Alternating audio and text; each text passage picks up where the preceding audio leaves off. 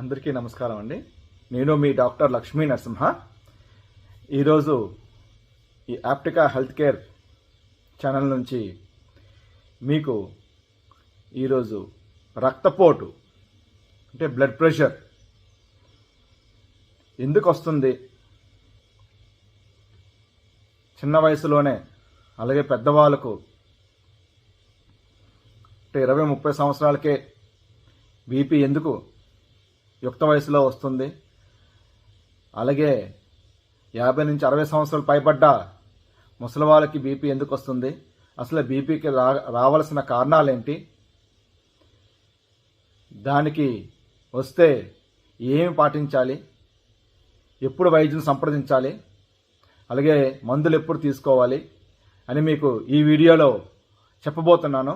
మరి ఈరోజు రక్తపోటు అదే బ్లడ్ ప్రెషర్ అంటే ఏమీ లేదండి.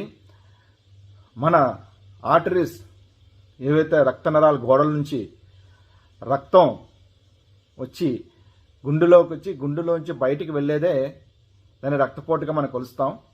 సో గుండె బీట్ చేసిన దాంట్లో సిస్టోల్, డైస్టోల్ అంటాం. గుండెలోకి రక్తం వచ్చి రిలాక్స్ అయినప్పుడు దాన్ని సిస్టోల్ అంటాం. అలాగే గుండె నుంచి బయటికి వెళ్ళి పంప్ అయినప్పుడు రిలాక్స్ అయిందని డైస్టోల్ అంటాం.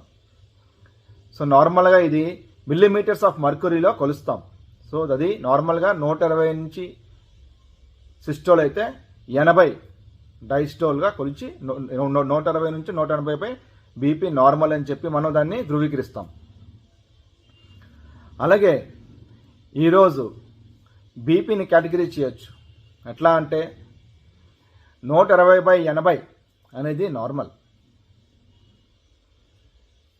దీన్ని 140/90 అలాగే 160/100 అయినప్పుడు దాన్ని స్టేజ్ 1 హైపర్టెన్సివ్గా మనం కొలుస్తాం. 160 నుంచి 110, 120కి వెళ్ళినప్పుడు దాన్ని స్టేజ్ 2 హైపర్టెన్సివ్గా మనం దాన్ని పిలుస్తాం. సో ఇలా చూసుకుంటే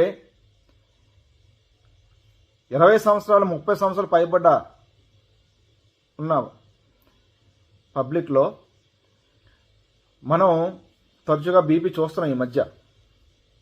అది ఎందుకంటే వస్తుందో మీకు చెప్తాను. మొదటిది స్ట్రెస్ ఫ్యాక్టర్, రెండోది జెనెటిక్, మూడోది ఎండోక్రైన్ ప్రాబ్లమ్స్ అంటే హార్మోనల్ ఇంబ్యాలెన్స్, నాలుగోది ఏవైనా దీర్ఘకాలిక మందులు వాడడం వల్ల కూడా బీపీ వచ్చే అవకాశాలు ఎక్కువగా ఉంటుంది. ఐదోది విపరీతమైన ఆల్కహాల్ కానీ, విపరీతమైన చైన్ స్మోకర్ కానీ, లేదా లావుగా ఉండడం, ఒబీస్గా ఉండడం వల్ల కూడా బీపీ వచ్చే అవకాశాలు ఎక్కువగా ఉంటాయి. సో ఈరోజు మనం కారణాలు చూపిస్తున్నాం ఎలా వస్తాయి, ఎందుకు వచ్చే అవకాశాలు ఏంటని. రెండోది ఏంటంటే బీపీ లక్షణాలు ఎలా ఉంటాయి. చెమట పట్టడం కానీ, కళ్ళు తిరగడం కానీ, వికారంగా ఉండడం కానీ, అప్పుడప్పుడు ఛాతిలో నొప్పి కానీ, ఛాతి బరువుగా అనిపించడం కానీ, ఇలాంటి లక్షణాలు కొంతమంది కనిపిస్తాయి. కొంతమందికి లక్షణాలు కూడా కనిపించవు. సో ఇలా ఉంటుంది రక్తపోటు ఒక లక్షణాలు కానీ, లేదా లక్షణం లేకపోవడం కూడా కొంత వ్యక్తిలో ఉంటాయి. ఏమీ ఉండదు కానీ ఒకరోజు ముక్కులోంచి రక్తం కారడం కానీ, కళ్ళు తిరిగి పడిపోవడం కానీ జరుగుతుంది అట్లాంటి వాళ్ళకి. తీరా హాస్పిటల్కి వెళ్ళి చూస్తే బీపీ చెక్ చేస్తే అతనికి అధిక రక్తపోటు ఉన్నదని తెలియడం జరుగుతుంది. అది యాక్సిడెంటల్ అన్నమాట.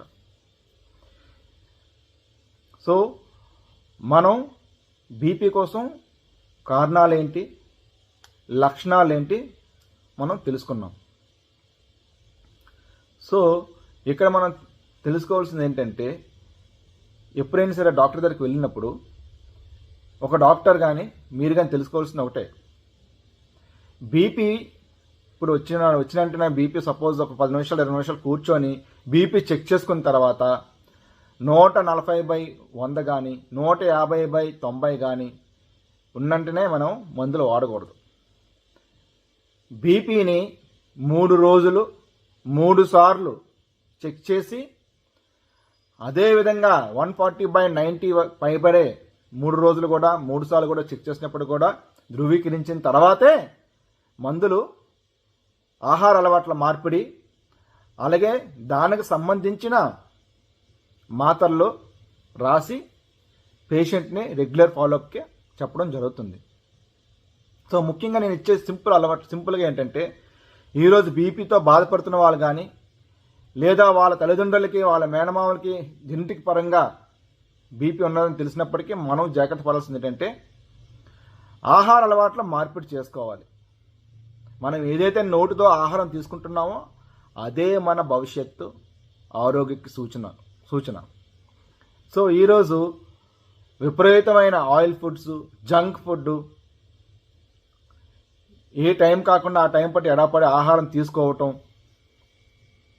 ముఖ్యంగా మనం గమనిస్తున్నాం యూత్లో 10 గంటలకి 11 గంటలకి ఆహారం తీసుకోవడం, 12 గంటలకి ఆహారం తీసుకోవడం, విపరీతమైన స్ట్రెస్తో కూడిన వర్క్ చేయడం, నిద్ర లేకపోవటం, అలవాటులు విపరీతమైన ఆల్కహాల్ సేవించడం, విపరీతమైన స్మోకింగ్ చేయటం, వీటి వల్ల వాళ్ళు ఈ 20-30 సంవత్సరంలో కూడా బీపీ ఎందుకు వస్తుందంటే కేవలం వీటి వల్లే. సో ఈరోజు మనం లైఫ్ స్టైల్ మోడిఫికేషన్ అంటే మన ఆహార నియమావళి, మన జీవన శైలిని మార్చుకున్నప్పుడే మనం వీటికి దూరంగా ఉండగలం, మందులకు కూడా దూరంగా ఉండగలం. సో ఈరోజు నేను ఒకటే చెప్తున్నాను మీకు, కొవ్వు శాతం ఆహారానికి దూరంగా ఉండడం, వేపుడులు అధిక నూనెతో వండిన వంటకాలకి దూరంగా ఉండడం,